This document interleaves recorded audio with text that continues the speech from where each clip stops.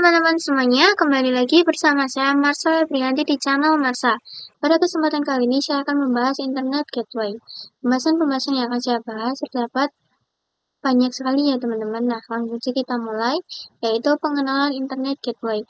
Internet Gateway adalah perangkat atau fungsi dalam jaringan yang bertindak sebagai gerbang antara jaringan lokal atau LAN Anda dengan internet yang lebih luas, ibarat pintu gerbang di sebuah komplek perumahan nih teman-teman. Semua lalu lintas data dari dalam komplek yang ingin keluar ke jalan raya internet harus melewati pintu gerbang ini, begitu juga sebaliknya. Kemudian tahapan konfigurasi pada Internet Gateway yang pertama bisa dengan Winbox, yaitu teman-teman bisa baca ya teman-teman. Yang kedua, kita bisa reset konfigurasi. Yang ketiga, kita identitas router itu sendiri ya teman-teman. Nah, kemudian pembahasan yang berikutnya yaitu konfigurasi WAN dengan metode DHCP client. Yang pertama, teman-teman bisa melakukan identifikasi port WAN.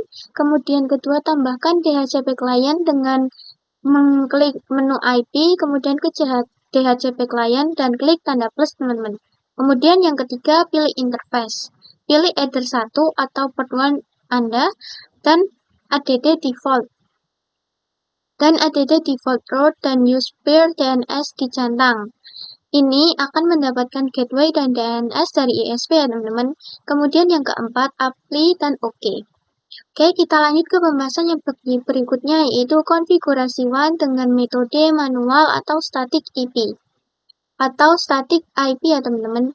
Nah, langkah yang pertama-tama teman-teman bisa mengidentifikasi port WAN. Kemudian yang kedua, tambahkan IP address ke interface WAN. Caranya dengan teman-teman pilih menu IP, kemudian pilih addresses, pilih tanda plus, kemudian pada addresses teman-teman masukkan IP public yang diberikan ISP. Kemudian network akan terisi otomatis. Kemudian interface pilih either 1, kemudian apply dan OK ya teman-teman. Nah, langkah yang ketiga, tambahkan default route atau gateway ke ISP. Caranya dengan teman-teman memilih menu IP, kemudian ke router, pilih tanda plus, kemudian isi address teman-teman, kemudian gateway-nya masukkan IP gateway ISP, kemudian OK. Yang keempat, konfigurasi DNS server dengan memilih menu IP, kemudian teman-teman bisa memilih ke DNS, kemudian pada server masukkan IP DNS ISP Anda, ISP teman-teman, atau DNS publik seperti Google DNS, yaitu 8.8.8.8 atau 8.8.4.4. Kemudian tentang allow remote request jika teman-teman ingin menggunakan perangkat LAN dengan menggunakan microtik dengan DNS proxy ya teman-teman.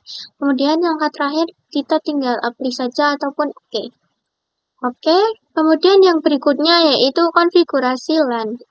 Yang pertama, identifikasi port LAN. Tentukan port di mana mikrotik akan terhubung ke jaringan lokal. Kemudian yang kedua, tambahkan IP address ke interface LAN ya teman-teman dengan memilih menu IP, kemudian addresses, pilih plus, kemudian di addresses masukkan IP untuk gateway di LAN. Kemudian di network akan terisi otomatis. Interface pilih either 2, kemudian apply ya teman-teman. Kemudian langkah yang ketiga yaitu konfigurasi DHCP server.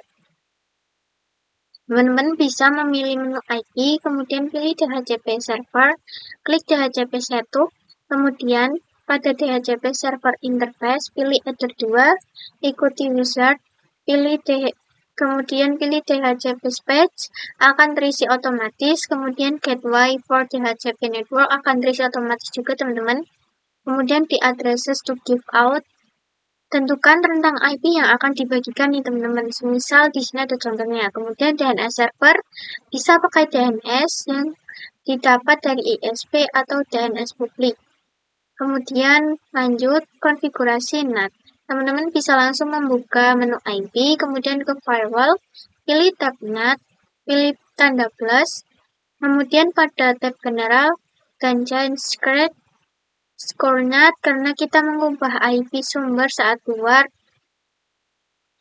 Kemudian pada interface, pilih interface 1 teman-teman nih, misalnya enter 1, enter 2, dan lain-lain.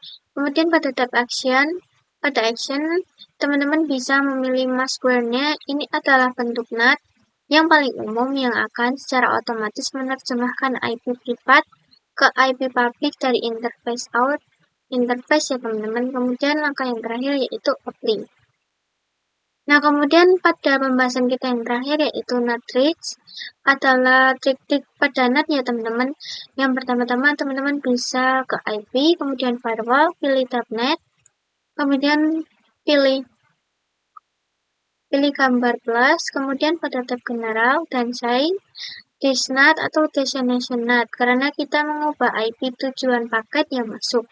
Kemudian pada protokol pilih TCP untuk web server HTTP. Kemudian TST port pilih 80 karena port tujuan dari internet misal HTTP. Kemudian